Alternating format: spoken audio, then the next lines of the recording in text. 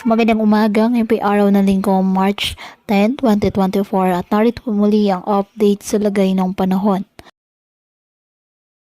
Northeast monsoon o amihan nakakaapekto sa northern at central Luzon at easterlies naman ang nakakaapekto sa nalalabing bahagi ng ating bansa. Wala pong bagyo o low pressure area na namamataan sa loob at labas ng ating par na maaaring makaapekto sa lagay ng panahon. Ngayong araw, ang Caraga, Eastern Samar, Leyte, Southern Leyte, Cebu at Bohol.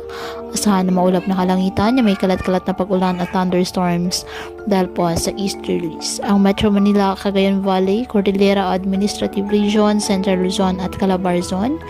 Asahan na maulap na kalangitan na may mahihinang pag-ulan dahil po sa amihan. Ang Ilocos Region, asahan din po ang bahagyang maulap hanggang sa maulap na kalangitan with isolated light rains dahil sa amihan. Apektado naman ng easterlies at localized thunderstorms ang nalalabing bahagi ng ating bansa.